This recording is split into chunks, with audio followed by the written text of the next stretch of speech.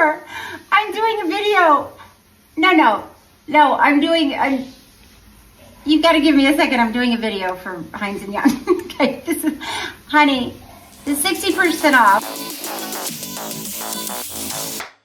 Welcome back to Making It Awkward. I'm Jessica Wilson, dietitian and author of It's Always Been Ours. You can find me on Instagram at jessicawilson.msrd. You can watch video of the show on YouTube, and you can support the show by rating, subscribing, commenting, leaving an Apple Podcast review, and joining the Patreon. You can buy awkward merch on my website, including the sweatshirt Alison is wearing during our interview today. Today, I welcome back Alison Pill and Natalie Ingraham to discuss Cheryl Hines' life and new memoir titled Unscripted. Cheryl is famous for her time on Curb Your Enthusiasm, and her appearance is frozen in time as described by Alison. And how old would you say that she looks? I have no idea, Jessica. You don't play that game. I would really, not say- because she has looked. If you tell me that she started Curb at 35, and that seems to like she has not aged since that point, but it's not that at 35 she looked particularly youthful. It's just a consistency of face that is, so I don't know whether she looks again 40 or whether she's got to be in her 50s now. She's 60. She's 60 years old. Well, she looks, yeah. This is where it feels odd to me because I think this shows my discomfort with a certain level of, while completely understandable, wanting to delay or just not age. There is a girlishness that she has maintained for this time. All right. No one was doing Cheryl any favors with this book. The Amazon URL doesn't even have the title in it. It has Running with Bees instead. The chapters in the audiobook were 3 chapters off the entire time because the opening credits were numbered as chapters rather than dedication, title details, etc. And as Nitish Pahwa notes in her article from Slate, quote, after earning no response from Cheryl's publisher to her asks for a galley, I attempted to track down a fresh hardcover throughout New York City's vast bookstore scene to find that only a couple of Manhattan Barnes & Noble branches were bothering to stock it. And she also says there were no blurbs or forwards added from friends or admirers, something rather unusual for a celebrity's Skyhorse release. I also found a huge mishap in the audiobook that I find incredibly entertaining and got to share with Natalie. Today, Natalie and I get into Cheryl's upbringing and her journey into acting. Cheryl got into comedy via the Groundlings Theater in LA, where Lisa Kudrow was her improv teacher. Natalie and I also get into what we think would be red flags in a marriage, including how Cheryl felt when Bobby approached her about running for president. Cheryl, quote, felt like there was a giant wave in front of us that would take us down to the bottom of the ocean, pull us under until we couldn't breathe, and then spit us out somewhere she'd never been and didn't want to go. Yet her husband ran for office anyway. Cheryl floats along through life these days, lonely enough to have one-sided conversations with Secret Service personnel, just trying to stay above water as she bends to her husband's political decisions. And throughout the book, she just sounds exhausted. Natalie and I talk about the consequences of Cheryl's choices and about her relationship with Tig Notaro. Notaro is out promoting a project that she's worked on and is asked about Cheryl, so there's just a lot of commentary out there on their relationship specifically. What is also available as of this week is Olivia Nuzzi's book, American Canto, in which she details her sexting relationship with RFK Jr. in 2023. He apparently wrote her terrible poetry, telling her he'd take a bullet for her and that he wanted to impregnate her. This relationship got her fired from her job at New York Magazine, and consequences for her continue to unfold. Cheryl's book makes passing reference to RFK's relationship with Nuzzi, saying that when she found out about it, they locked themselves in their bedroom for days, talked about it, and emerged stronger as a couple. Only excerpts from American Canto are available at the time of this writing, and one of my favorite lines is when Nuzzi speaks about Bobby's brainworm. Quote, I loved his brain.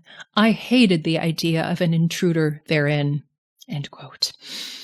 Cheryl also had something to say about the brainworm when she was being grilled on The View. Let me clear one thing before you go. Yes. So that I don't have to make any jokes about it. Does he or does he not have a brainworm? It ate just a little bit of his brain and died, so don't worry. So it's a dead brain worm. After my conversation with Natalie, you'll hear me chat with Alison about what's missing from the book. Natalie, welcome back to the show. Thanks for having me again. We have not even done our preamble. Hello, you have hopped on, and I cannot wait to share what I have found. I'm going to play it at 2x so that you will have be able to enjoy what I enjoyed. Yeah, the same experience. Yep. Mm-hmm. And then I'll slow it down so maybe you can hear it again. My husband was motivation enough for Lori David, Larry's ex-wife, to post on social media, Cheryl Hines in her best and most watched performance yet as the dutiful, adoring wife, setting women back decades. She really covered a lot of territory with that one. I guess it was a dig at me as an actress, a wife, and a women's movement leader. Had I somehow set women back to the 2000s or maybe the 1990s, to whatever year she thought I'd set women back. She wasn't happy about it. Bobby was sworn in as the Secretary of Health and Human Resources by President Trump on February 13th, 2025. Just casual listen. Let me do that again for you. To whatever year she thought I'd set women back. She wasn't happy about it. Bobby was sworn in as the Secretary of Health and Human Resources by President Trump on February. Did this have an editor? What, Natalie? Just to make sure, in case people will just do 1 second. Somehow set women back to the 2000s or maybe the 1990s. To whatever year she thought I'd set women back. She wasn't happy about it. Bobby was sworn in as the Secretary of Health and Human Resources by President Trump. Oh no, I just heard it. Okay.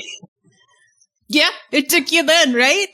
I was just like, oh, this is a bad segue. Like, she set women back and then he got sworn in as Human Resources Secretary. Yep. Uh-huh. So when you asked if it had an editor, I think the answer is no. At least not the audiobook. She's reading from the regular book. I think I might be the first. Maybe they just did a spell check. So welcome to the episode about Cheryl Hines. And I got interested in her because her husband is the Secretary of Health and Human Resources for the United States of America.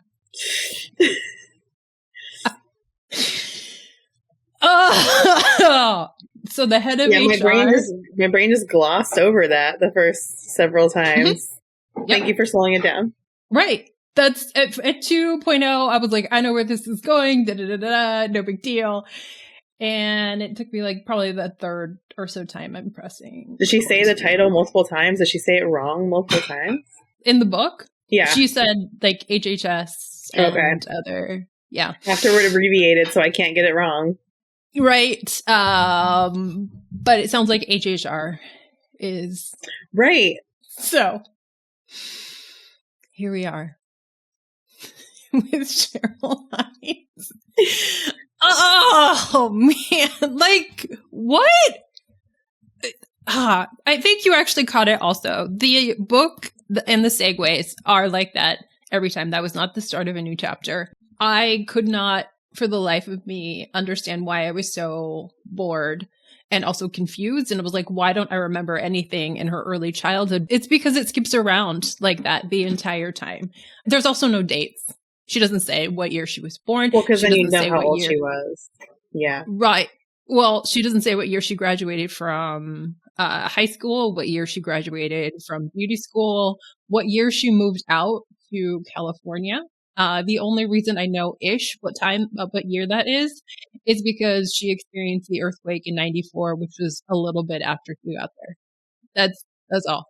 And then she, like, I have no anchoring in when any of this is happening. And after she got there in 1994-ish, she went to talk about how she worked at a hotel in the bar for 6 years and where she met this guy, Charlie, and had a lovely affair with him. And then after that, she was almost 30. And I was like, so because you're born in 65 and that was 94-ish that you moved there and you broke up with this guy when you were almost 30, that would mean that was also 94. Like, oh, it was exhausting.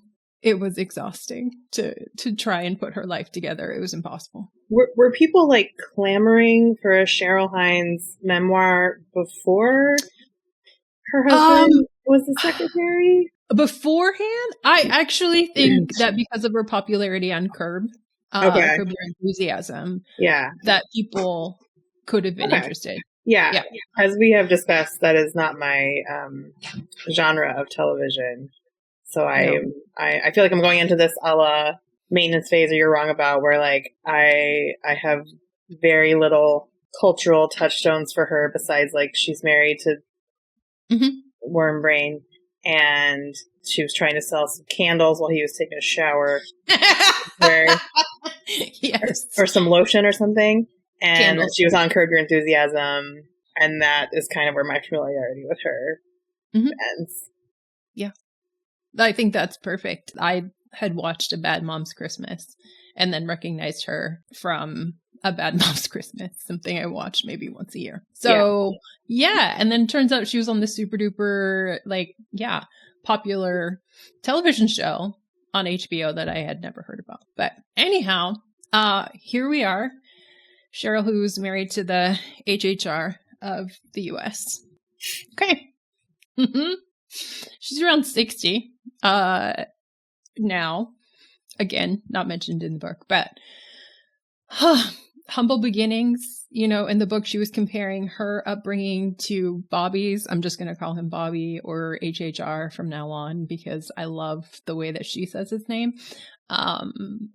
She wasn't necessarily poor because she was love rich, family rich, you know. They just had different upbringings. It's fine in the 60s and 70s. So, yeah. It was this very, like, I was nobody and Bobby was everybody and somehow we got together. It's good. It's good. She had no knowledge of the Kennedys before she became one, according to her. Yeah, that's fine. Her house was very apolitical. So, and that house was in Florida, where she was born and raised, as were her parents. Florida. Very notoriously apolitical state.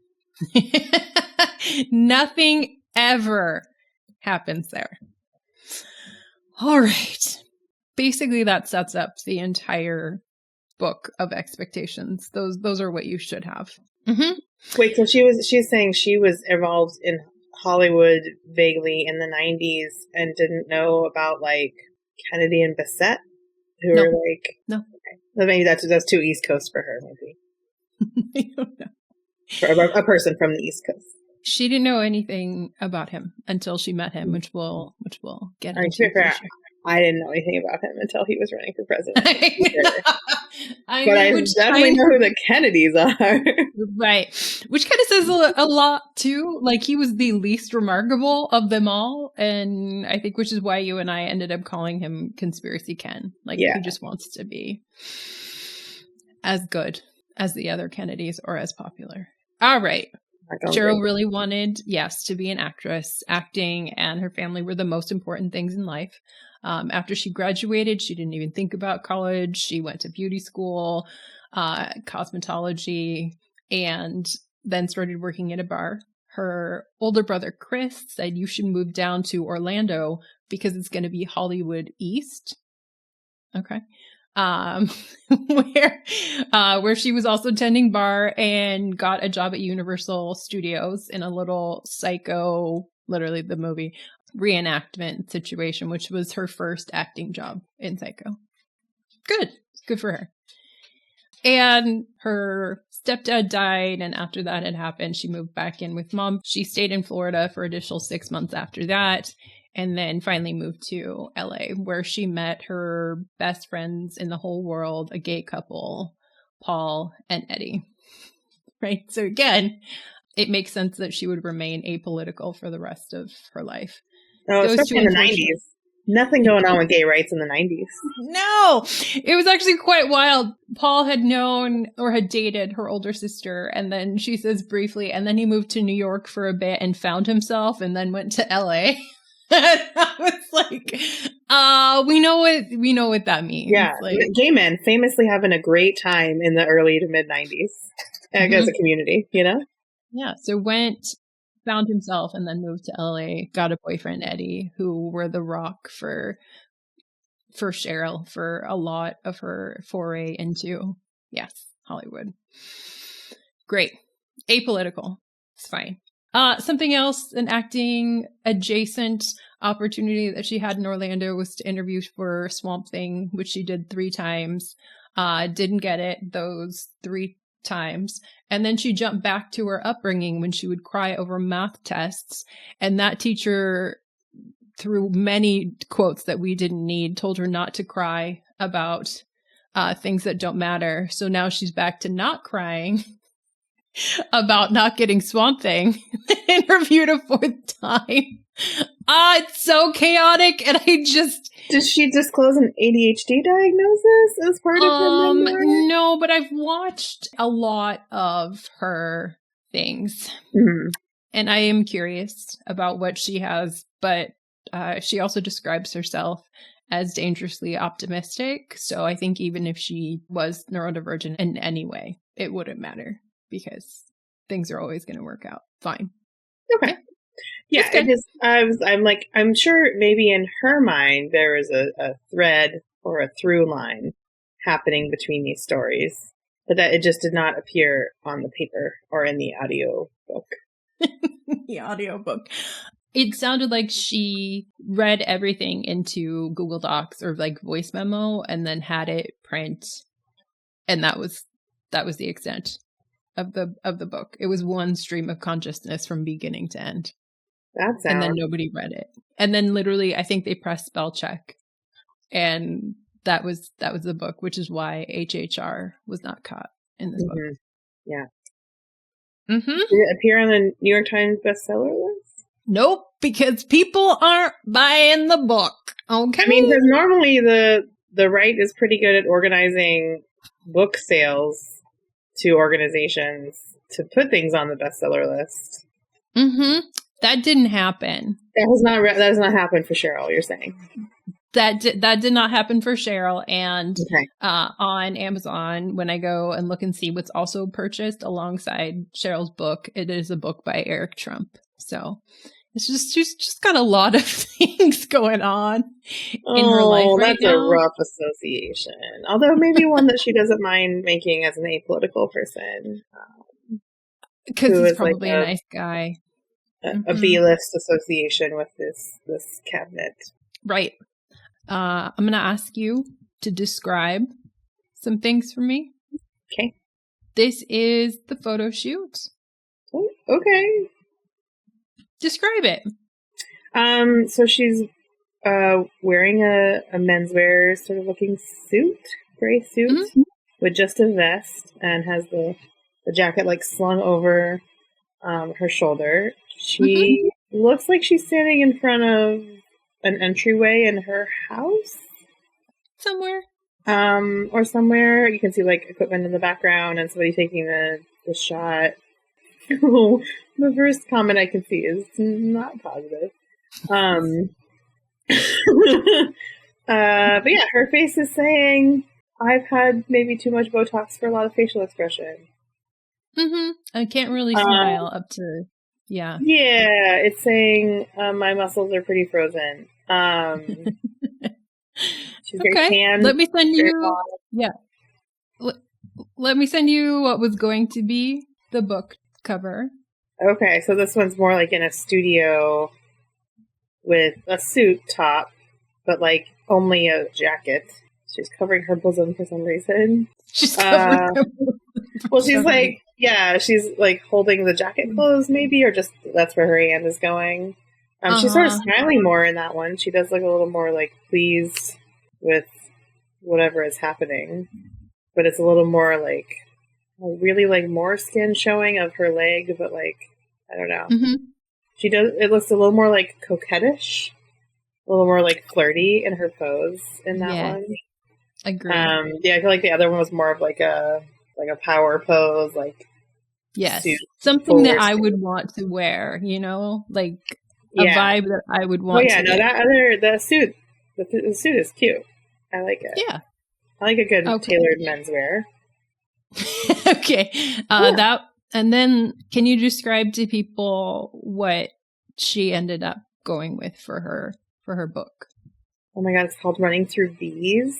No, that's the Wait, called what? Unscripted, and you saw the URL, which has Running Through Bees in it. I don't know why I saw it. And there is a story in the book where he and his daughter are faced with a swarm of bees where they have to run through. So maybe it was like previously called Running Through Bees, and people were like, maybe don't call it that. Maybe don't. Yeah, I don't know. Because that just makes me think of like, what's it called? My Girl and Death. I don't. Oh, they got stung a bunch, and they think it's so funny. And that's just an example of Bobby being Bobby. He needs his glasses. That's just what I think of. Okay. Sorry. That's like a My Girl. Okay, so what she actually, sorry, back to the actual conversation. Sorry, I got really distracted on the Running Through Bees URL. Excuse me, the actual title, Unscripted. It has 28 whole ratings on Amazon. 4.5 stars.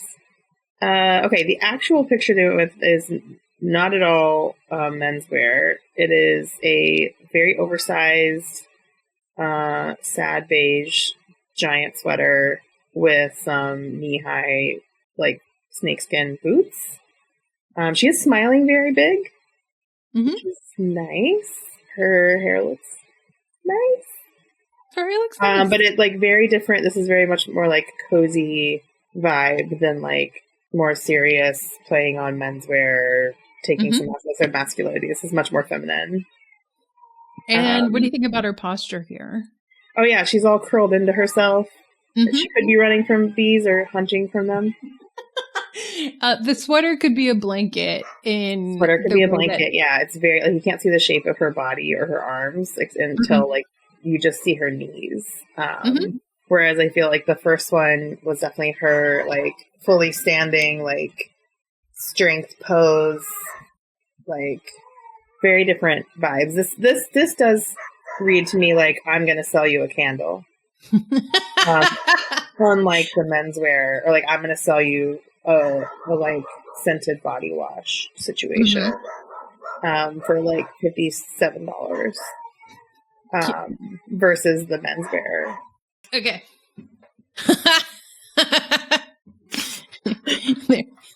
It's a baby. All right. So what she went with from lovely, or at least power pose, power outfit, became a sad beige blanket. Yes.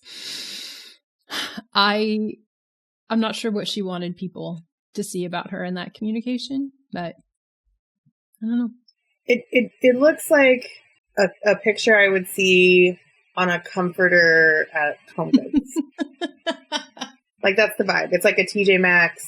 Like, this is on the cover of my product at TJ Maxx. Yes. And you noted the comments on the Instagram post. The first one. Oh, they're consistently like that. And now it'll say, like, comments are limited. And I'm like, at what point? Like, did you decide? When did your social media person be like, oh, this is turning? Yeah. Most of your goodwill from Curved is gone, man. Yeah, like, some of them, like, will not be buying, or just, you know. I'm surprised her rating is still that high. I'm surprised they haven't, like, organized to tank her ratings, but maybe they deleted the ratings as, like, fake. I don't know. So that's the book, and it's great. Speaking of that color theme, we had mentioned Curb and any goodwill on Curb. Could you just do me a quick favor and describe, I'm going to share my screen on this one, that Curb Your Enthusiasm cast photo aesthetic? I mean, Ted Danson. Is that Ted Danson in the front row? Sure is. What are they all wearing? Yeah. So it's a variety. Ted Danson looks dapper because I think he kind of always does. Almost everybody's wearing black. Except for that's people. Yeah. Except for the black guy, JB Smoove is the one wearing tan. And all the tan people, paler people are wearing black. Yeah, and then the one guy in the red t-shirt, who I think is, if I'm not mistaken, maybe has had like some harassment allegations or something. That one's Jeff Garlin. we'll have to look. Yeah. But yeah, I mean, Larry David looks grumpy like himself. Yeah. They're kind of smiling. Everything, yeah. The aesthetic is tan. People are wearing black. The black guy is wearing tan. That's what jumped out to me there. That's immediately what I saw. Jeff Garlin was like, "Hey, I showed up for the picture in my pajamas, my finest red t-shirt." Yeah, and meanwhile, Ted Danson is like, "I'm in a very tailored, nice blazer and shiny shoes." Mm-hmm. Yes, because I am Ted Danson, an icon. Supposedly Larry David is also an icon. I just haven't gotten that vibe from him yet. For people who enjoy a particular type of humor, they love him. If they love Seinfeld, they love him because he created it, co-created it, or whatever. Yeah. I'm not a Seinfeld. Yeah, he co-created, co-wrote it, and then Curb was just an improv extension of Seinfeld. And seeing as I didn't enjoy Seinfeld and definitely did not understand why they let Jerry do stand up in the episode, which made me not understand why anybody wanted more of that.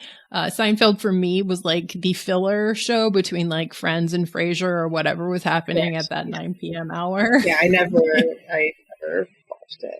I've seen a few episodes, and then there were some particularly obnoxious dudes in high school who really loved it. So I was like, extra not funny. I'll go watch ER, thanks. Yeah, love it. Okay, the weirdest parts that she mentioned in the book and questionable life choices or questionable choices to put in a book. How about that? RFK at one point on Bobby took her out in a dinghy to a boat to see the Statue of Liberty around sunset, and just wanted to talk about how clean the Hudson River was to take a swim. All right. They come back to shore, and her feet are wet, and the only thing that anchored her to the moment was, one, the wet feet, and two, the way Bobby's van smelled like roadkill. End of chapter. End of Bobby's section. What smelled like roadkill? His van that they got into and were driving away. Mm-hmm. Questionable. Well, they were dating? Yeah, this is like their first fewish dates, like proper dates. That's where he took her to say, look how great I am. I cleaned up this river. Here's the Statue of Liberty. Let's go home. Apparently in a van that smelled like roadkill. No context. Nothing. I perhaps would not have gone on additional dates with that person. Really, Natalie? In that is roadkill van. I mean, maybe the Kennedy name forgives lots of sins, and you're just like, she was just chanting like as her mantra. He's a Kennedy. He's a Kennedy. He's a Kennedy. Mm-hmm. And like, oh, but wait, she didn't know who the Kennedys were. Right. She didn't. So it was she was just really into roadkill. Wah the roadkill. She had a roadkill kink at the time. It's like, this is, so she's very I love this smell. I truly want to be immersed in it while I'm making out with someone. Right. She describes one of her experiences as an LA mom. One was her bringing just like a basic crock pot dish of Irish stew to a show off your heritage day at school where people had like, top to bottom paella and a bunch of, cultural dishes. And she just ended up with a crock pot. That was like one point where she, realized that she was different. The second one was when her daughter had her first sleepover with all the kids there, and by midnight, all of them had called their parent and asked to go home. Wait, who did she have children with? Her first husband, Paul Young. Oh, okay. Starter husband, yes. Yeah. Questionable anecdotes, with no context. I listened back. I'm like, tell me why. No. I'm supposed to feel like bad for No. Is it about social class? I don't know. Okay. She doesn't either, apparently. No, she just put it in there. Other favorite moments include those that came up for her when her husband started matching up and dating Donald Trump. With her first meeting with Donald Trump in Milwaukee, she started to break out in hives for the first time in her life. She ended up with hives. Mm-hmm. And then they just continued to get worse at which point she had to go to urgent care where she was given an EpiPen and told to use it on the flight home in case her throat closed up. I mean, I guess going well. She has the claim that she can be like, I'm literally allergic to fascism. Yeah. So I'm allergic, yes, to Trump. She gives no other explanation there. That's it. She's like, oh, fun facts. Yeah, that's it. You're like, and yet I was just whatever Bobby wanted to do. Exactly. Right. These are the questionable choices that are in here. Additionally, she shares that in 2015, after the first Trump election, she sat in her car and cried. Same. I mean, right? But you know what I'm not going to do in 20 COVID through the pandemic. I'm not going to stay with a husband. Like, I don't know why she is telling us these things that clearly indict her as a person who makes questionable life decisions. Like, these are things you can leave out. Yeah. Is it like her secret, like, please, like, help, I'm trapped? Like, blink twice. Like, blink twice if you could, like, come help save me from this marriage or what? Like, I mean, clearly not because she's in it. I just feel like if I'm with my husband's work associate and it was so terrible that I had a histamine reaction that my husband might actually consider not working with that person. But I also didn't marry a power hungry person from a generational political family. So I made some different choices than she was as a person in some ways. I too cried in my car. I have not tried to sell my wares on live while my spouse was showering in the background. So we're different people, she and I. Yes. And speaking of blinking, I was definitely watching her at the HHR hearings. Her sitting in the background, as stoic as possible. And she said, yes, that was similar to playing dead in a movie. I was thinking she used her improv training to she used her acting to play dead, as Richard Gere tried to take her lifeless body out of a car. So she just pulled on that acting training to appear as flat out. I mean, did she need it? I feel like the Botox probably did a lot of that work. I don't know. Again, questionable things, but she just, I feel like she's just an oversharer, which is, some traits. Relatable. Same. Also same. Yes, right. Yeah. I feel like in the end, she was not trying to do her husband. Well, that she was trying to do her husband some favors and completely missed the mark. She's fully enamored with him from the beginning. They met at a Waterkeepers celebrity ski event. Waterkeepers? Yes, his environmental organization.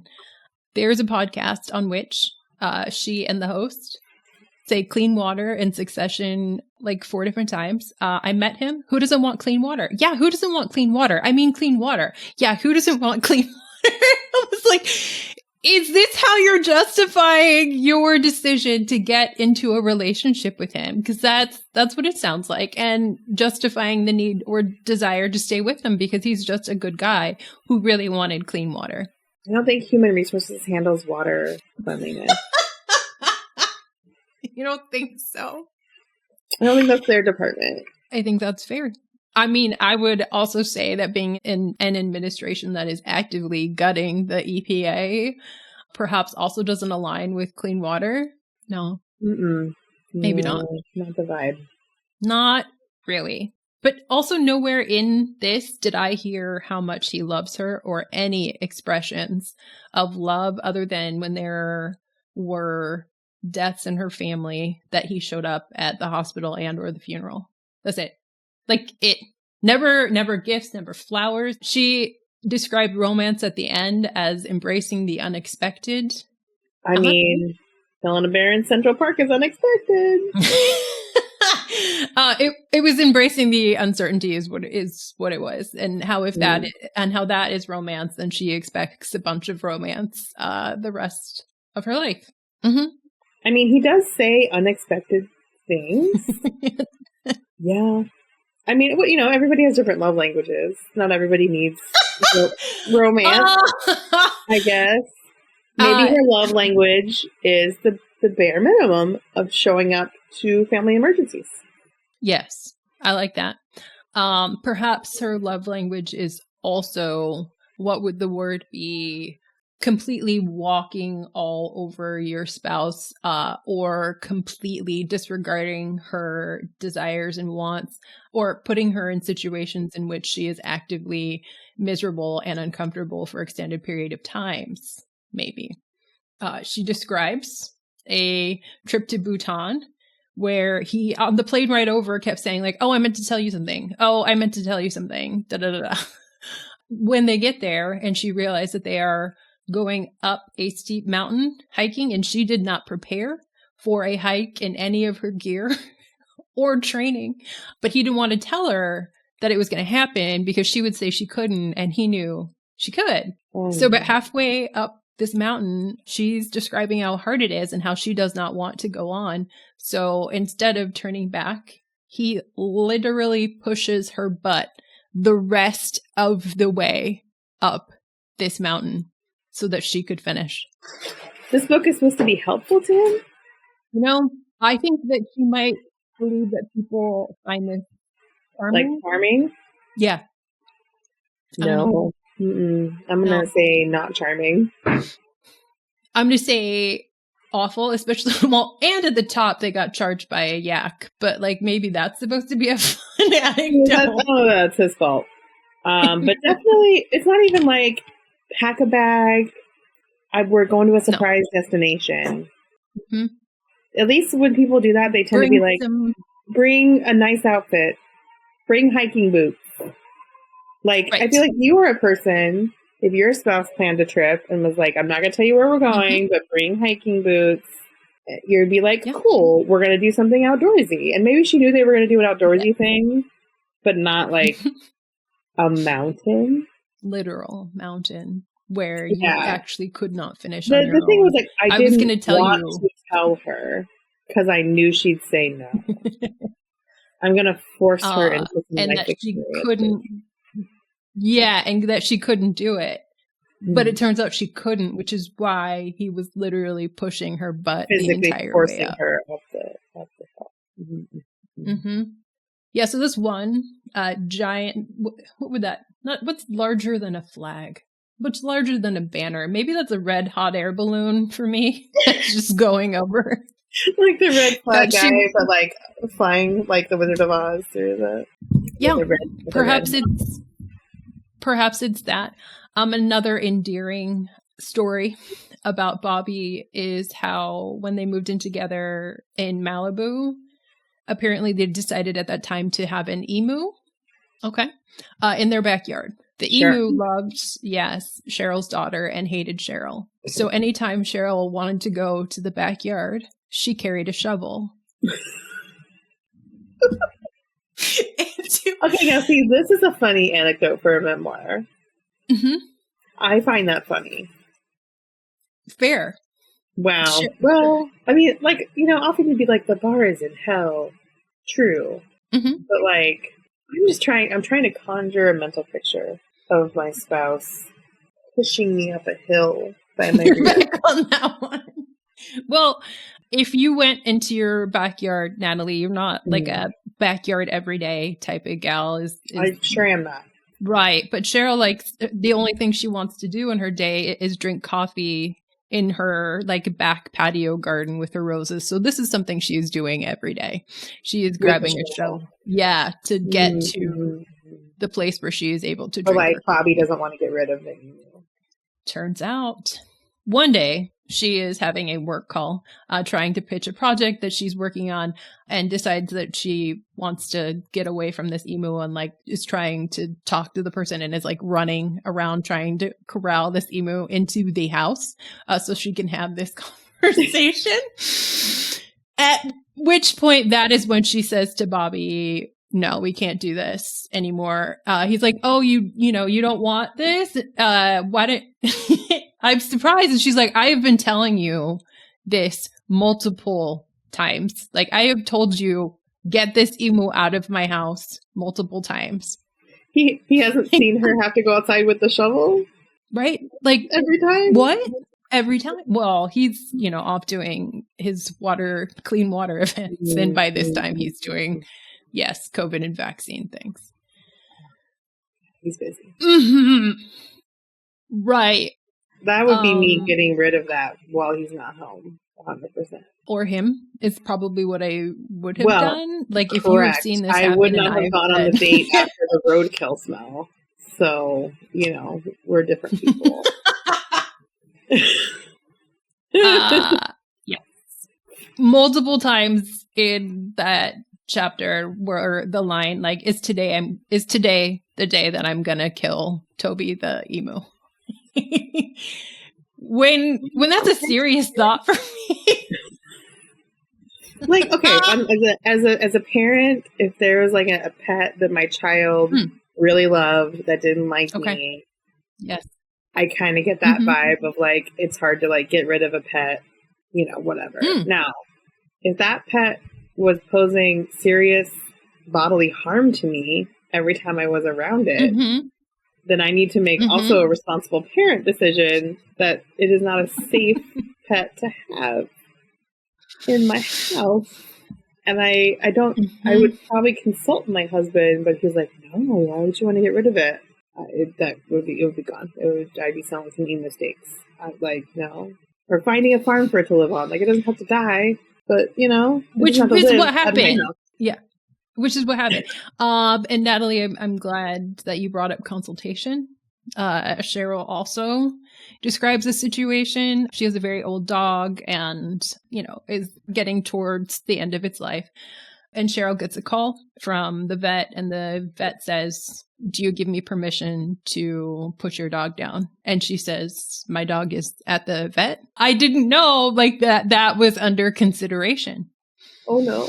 Not even do you want to come say your last goodbyes to this dog? Like, I can't get a hold of Bobby. Like, you're second in line. Do you give me permission to euthanize this dog right now?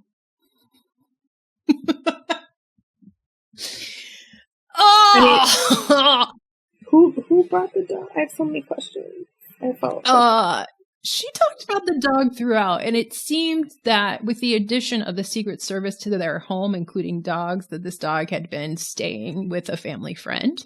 Okay, so the family friend brought the dog to the vet? Yes, we assume the family friend brought the dog to the vet and just, didn't care to tell Cheryl about it. So she, she just thought she just got a call. It was like, yeah. I'd be so upset. So, I'd be devastated. Like, my last days, weeks, months with this dog are just like didn't happen. And the person I entrusted with their care didn't even call me to be like, dog's not doing so great. Yeah. Dogs, rarely, sometimes, but like, if you're having to take it into the vet and then the vet determines that it's time, the dog has often been showing signs of that, like not eating, not drinking, which feels like at least shoot off a text to be like, hey. Yeah, he might have been texting Bobby, right? Who just didn't update Cheryl. Divorce immediately. I mean, this is the third time. Well, this is more than the third time. But like the lack of boundaries in her marriage, the dedication it like throughout to family and the idea of family is is there. She is not doing him any favors. And I don't know why she talked about the death of her dog. And it was very, very short, as you can tell, like everything is a segue. She didn't need to say that her husband didn't inform her that her dog was dying until like it was the time to do so. Like that's not doing anything. It sounds like she's trying to become like not really a trad wife, but clearly she's not. But like, you know, there's this like trend of like married single moms where people talk about, you know, I got home from a 7-day trip and their house is completely trashed, and then the husband is bad because he ran out of like pre-made dinners. That feels like the vibe. But then the vibe is then that person is all in the comments defending his actions. You just you don't see all the great stuff he does for me. And you just don't know what real love is like. And this is just how men are. It feels like that vibe of like, I'm going to tell you some really horrible stories that where you would probably make the decision to not be married to this person anymore, but you just don't understand our love. And he never, like, she never includes that he apologizes, and it doesn't sound like he is ever sorry. Oh, like, I think he's like genetically incapable of apologizing. I can't imagine a world in which he has humbled himself ever for any reason, let alone to his spouse. Yeah. She sounds exhausted by everything that happened.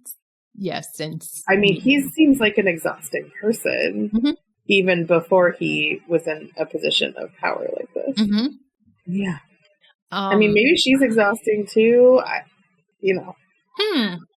Some people like can't hang with anybody who does improv. Like they're like fair. Just because they're or like stand-up comedians. Like sometimes like their need for attention or whatever people can't hang with. Yeah, I don't know if that's her vibe. Or not, but yes, but things are a mystery. When Bobby started running for president, they couldn't ever talk about it in case like they were being monitored. So instead of calling it like going to run for president, it was going to start a cookie company. That was the code word for it, and I love it. I love it. Out of the thousands of things in this world, the thing that you think people are gonna believe if they're listening in on these conversations is that he's opening a cookie company? That is unhinged. Like the most weirdest thing. Okay, not the most, because there's enough, but like bananas. My first thought was, that's the way the Kennedy crumbles.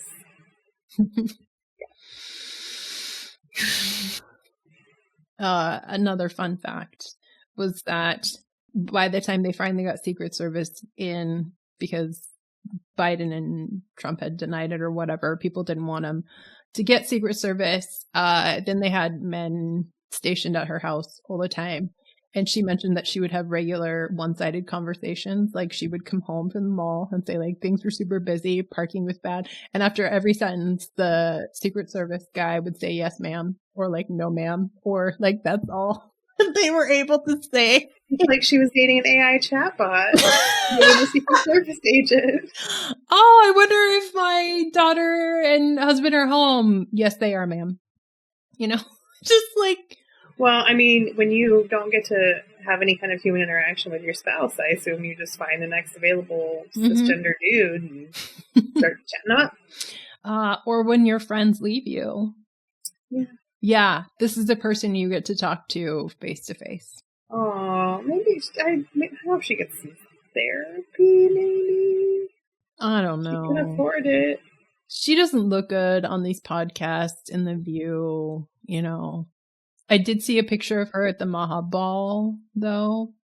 Gorgeous dress. Great gowns. Beautiful gowns. Totally worth it. Totally worth it. Consequences for your actions. She doesn't even have, it seems like there wasn't, a religious through line. She's not I believe so strongly in the sanctity of marriage. She's already gotten a divorce. Yeah. I feel like that's often the justification for, these, the married single moms, who are, believe in the power of marriage, and that's not even her vibe. No, it was so much. It was too much, and it was nothing at the same time. So much, not enough, nothing. Yeah, her life.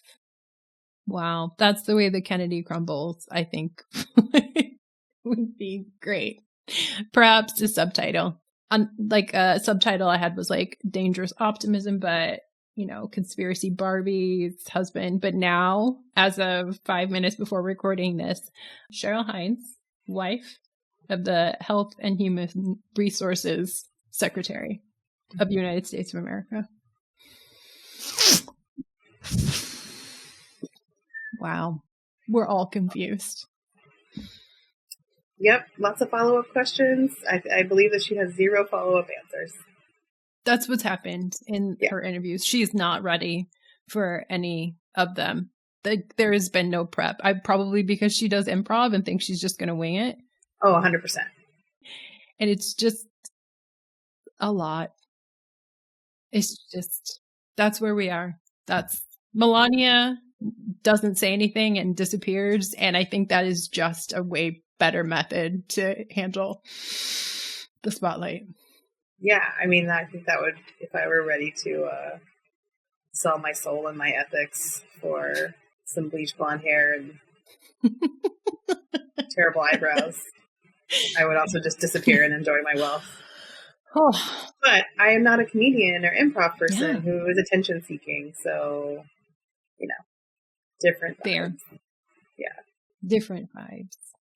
You mentioned her selling Make America Healthy and candles from her Hines & Young brand that she started during COVID because she didn't know if she was going to work anymore, especially because she was getting older, writer strike, actor strike, all of these things. So she started her lifestyle brand. Sure. Yes, all healthy, whatever free, environmentally friendly products for sure. And then decided to sell, one Make America Healthy ones, and also with her husband showering in the background, which we've covered here. Bobby. Yes. No. I'm trying to do a commercial for Hines & Young. No. Which she needed to close in case she needed FDA approval for her products, because that would be seen as a conflict of interest. And I'm like, LOL, nobody gets FDA approval for these supplements and products.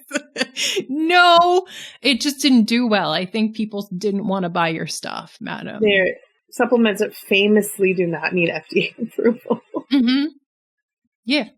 So, and the FDA is not regulating anything right now. So, whatever. So, COVID, we've covered here many times RFK's approach to vaccines and COVID. What I think that Cheryl also doesn't understand in life is that there are consequences. And she just truly does not understand that her choices have consequences. The wealthy white lady married to a Kennedy doesn't understand that her choices have consequences. No, that is a big chunk that she truly does not understand. She's never put anything political on social media other than asking people to vote. That's it. So she doesn't understand why people would think that she is political, because she's never been. A very egregious or striking, we'll say, relationship that she started during the pandemic was with Tig Notaro, famously queer person. And the two of them had been friends beforehand. Cheryl says that she helped launch Tig and get her an agent. When Cheryl was on Howie Mandel's podcast, and by the way, never listen to Howie Mandel's podcast. It was terrible. Oh yeah, and he's wearing his weirdo glasses. Yeah, whatever. He was asking didn't you make Tig? And she's like, yeah, she got Tig an agent and helped launch her. And now they're just not speaking anymore. And that was devastating to Cheryl. Again, she doesn't understand how people would put politics ahead of friendship. And let me go back to Tig on this one, who started a podcast with Cheryl during the pandemic when her husband Bobby was off the chain. As we know, Dr. Carol thinks that RFK was the only sane one during COVID. Right. Jeff Hutt talked about how he approached COVID. The Maha moms loved RFK during COVID. Tig says, let's start a podcast together in 2020, or at least agrees to. So the two of them get together, like watch documentaries and talk about them. And I can see how that would be very soothing if people think those two are funny together, to listen in to an hour of them just being silly. So they're good friends. And then, so only when RFK decides to run for president, Tig has said that like Bobby's stuff were like gnats on her arm, just like things it seems like she was able or wanted to just like shoo away. Yeah. But then when he decided to run for president, that's when they had to break up. And I'm like, so like all of the things that he said during COVID were just like gnats on your arm. They like galvanized moms for medical freedom and all of the liberty, this and that. That's when, like, I have difficulty with sad. it. I like Tig Notaro. Same. Right? Like, and Cheryl like wanted Tig to sit down with Bobby and like hear him out, and Tig said, no, we're not doing that. But like, if you couldn't talk to him beforehand, I don't like, and I get wanting to hold on to like a project that was successful and you're probably getting money for it, but an interesting time to like rethink your ethics and your partners, your working partners that you're with. Yeah. I don't know. Like, I'm not rich or in like in partnerships, so I can't say that I wouldn't walk away or that I would stay getting a ton of money for something that I didn't agree with. But I mean, I have followed Tig's career not like super closely. I had no idea her and Cheryl did a podcast in 2020. Mm-hmm. I know about her current podcast with Fortune Femmeister and somebody else. Mae Martin, yeah.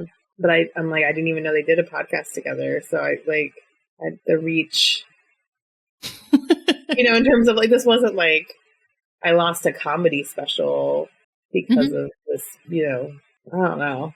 It's like, Tig could be funny with anyone. I'm like, you could maybe Tig maybe she didn't think so, but I'm like, you could have been funny with anyone in that. Like, where was your line in that was your line in the sand? Like, yeah. So like till 2023, they had this podcast together, and both of them talk about how a huge loss it was. And I'm like, Tig, how did you not see this coming? Or like, how is this just gnats on your arm as a queer person? How was just like, meh, like RFK is not that big of a threat to America? I don't know. Like, why now? I don't know. Yeah, maybe we're never going to be in the right tax bracket to understand that vibe. So that was really surprising. Like, yeah, to me, there's no Venn diagram for those two and how they like interact or how I view them on screen or anywhere. So their friendship alone was surprising. And then like it taking that long to decide to not be friends with someone is wild. Yeah, I mean, I think all of us had probably had a friend whose spouse we didn't really like very much, or they weren't our favorite person, or didn't like their politics even. But like, I don't know that I would have knowing that I didn't like their spouse, would I have intentionally gone into a like business venture with that person? Yeah, not even like a fun project. Not even I Hines don't know and that I Young. would, because I knew I would be spending way more time with them potentially, and I wouldn't want to do that. Or watching my friend be married to someone who was speaking to, conservative and anti-vax and questioning science. Like, that's a cosign. Like, being married to that is an active like choice. Yes. And even as a friend to somebody, like, I could see that, like, oh, it's not really her, but she is co-signing it. But no, she like, Cheryl is making active decisions every day to stay with this person. Yeah. Yes. And around this time, RFK floated the idea of a fake separation. We'll just tell the news media that we're not together anymore so that you can get your friends back, because it wasn't just Tig Notaro. It was other people who were telling Cheryl, like, you need to not let your husband, partner or get on the Trump bandwagon. So RFK was like, yeah, we can just pretend we're not together anymore. And that will solve all of the problems. Wasn't enough of a wake-up call for her to be like, hey, several of my friends have disowned me over this partnership. Right. Friends that I care deeply about. And if I have to be separated from my husband in order to have friendships with people who I love. Yeah. But again and again, she talks about how people chose politics over relationships, and she can't even do that. Speaking, Dude. You know who else she was surprised by? The rest of the Kennedys. The rest of them saying, like, no, we do not want RFK to be our president or the secretary of HHR. Yeah. Yes, she was surprised by that. Bobby had supported all of them. How were all of them not supporting Bobby in his calling to be, the next president? Surprised. She could never turn her back on her family. She was sad about losing those relationships. I'm sure she was. Right. I, too, would be sad to lose that much access to political capital. I know. Mm-hmm. The surprise. Surprising. Yeah. I mean, I have family who feel like politics shouldn't get in the way of family relationships. Yeah. For sure. But, I wouldn't expect their political endorsement of me if I was running for something that they didn't agree with, and vice versa. Yes. Especially if what he's running for would dismantle the legacy of the family name in many ways. Yeah. Why is it surprising to you if he's not following the same politics that his family is famous for? Right. Which is social welfare policy. What? Mm-hmm. But again, Natalie, clean water. Okay. That's all. That's the only thing that's important. He was helpful in getting clean water and suing Monsanto. Okay. He's a good guy. Clean water. I'll just say it a few more times. Mm-hmm. Yeah. Very consistent in his ethics and beliefs. They were both Democrat. Yes. Both of them Democrat. She would even call her older brother who passed away because he was a Republican, and she just enjoyed, the two of them just enjoyed having conversations about differing points of view. And so that's her, I love everybody. Everybody should love me. And I'm like, that's nice. Your brother was not in charge of policy, was not running for office. This cute little conversation sounds fine. But if you were to run for president, I hope that you would not become a Republican just so you could stay related to him. I don't know. Yeah. One thing I forgot was that the first time she sat down with Ethel Kennedy at the table with all of the siblings and the people, she describes a moment where the brothers, cousin men are telling a joke that hopefully people will be able to put together that involved lonely sheep herders and sheep, and what the sheep herders were doing when they were lonely. And it was a joke. And Ethel Kennedy was sitting on the other side of Cheryl and asked about the joke, and basically required Cheryl to go through the entire thing while saying, this is not a joke, this is gross, why are you saying this at the table, but what happened in the joke? Just this cycle over and over again until Cheryl gets to the punchline, which is the funny part was the sheep herder chose the ugliest sheep for whatever it was going to be doing. Cheryl says, I have to think that Ethel was in on it from the beginning. And I'm like, you did not understand during this entire exchange that you have gone through word for word right here that Ethel was not in on this joke that they were playing on you. And I'm like, to the extent that this probably happens to many of the women that these men bring home because she was so comfortable just playing along. And I think that is disgusting beyond measure. There's a whole book about them, but Ethel Kennedy gets revered, and this one thing is not gonna besmirch her entire legacy, but Like this family dynamic, disgusting to me. Yikes. Don't love it. Yet another thing that would have made me run for the hills rather than marry into that family. Again, dangerous optimist.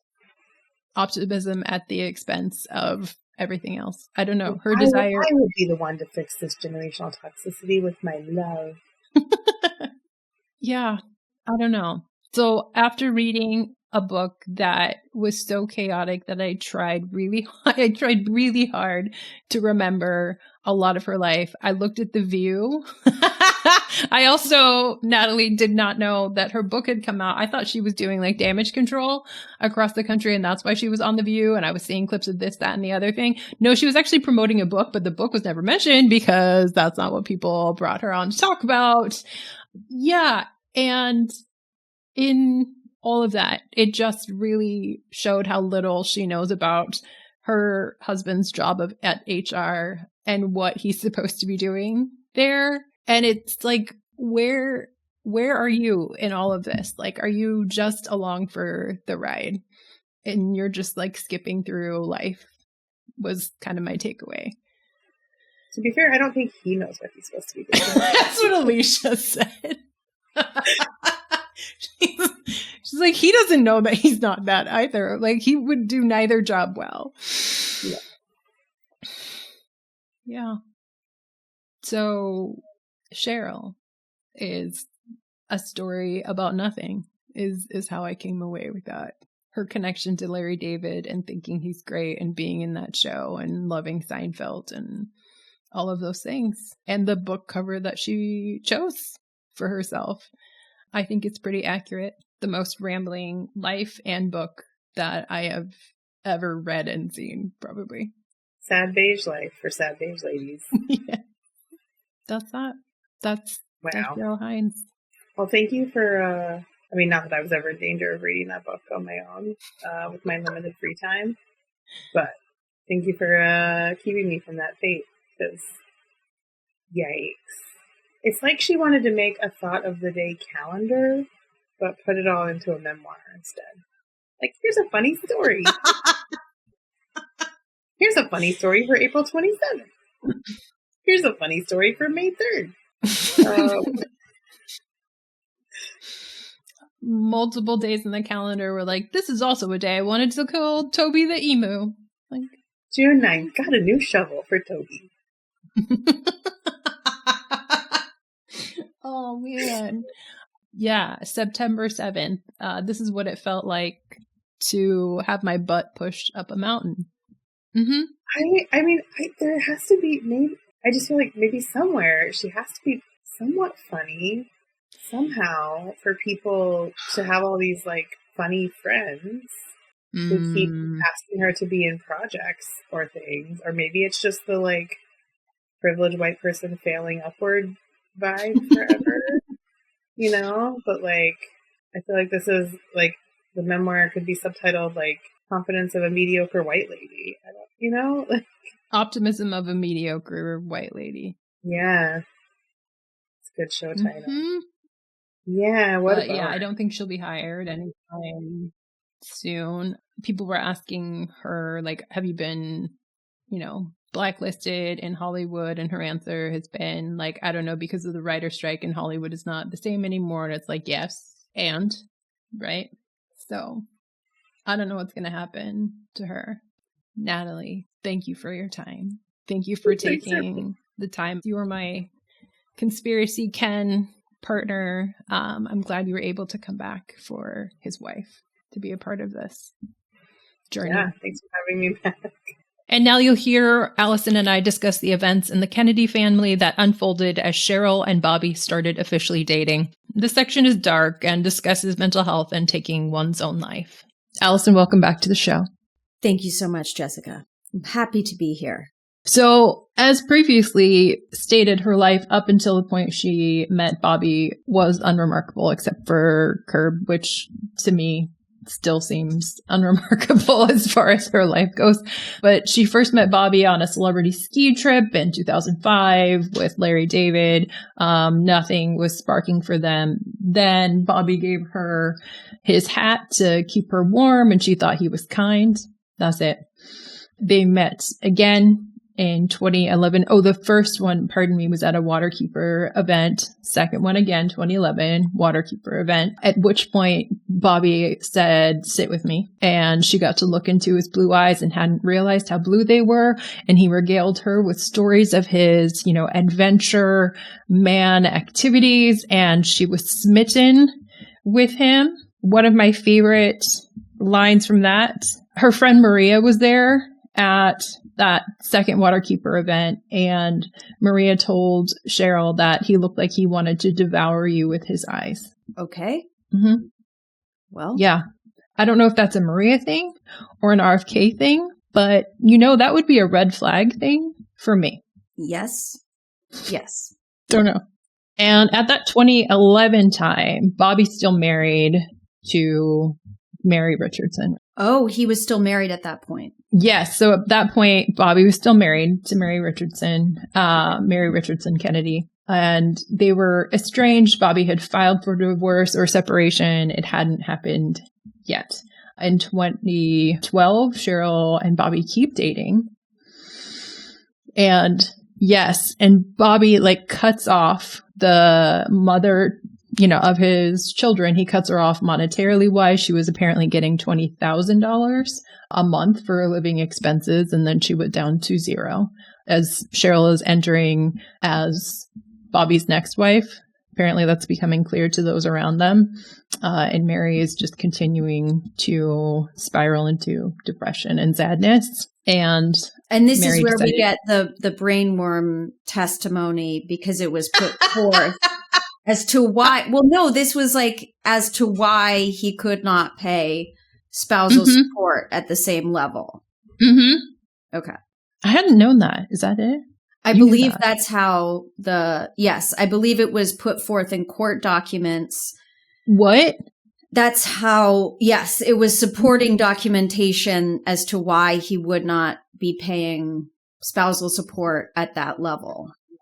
Wow. Because he was suffering from some sort of mental decline in his argument to the state, and then later said it's not actually that big a deal. Wow. That's I believe what I have. Yeah. What I know of it. That's amazing. So Mary was no longer allowed at the Kennedy compound. Quote, the whole town knew she was broke, according to Maureen Callahan.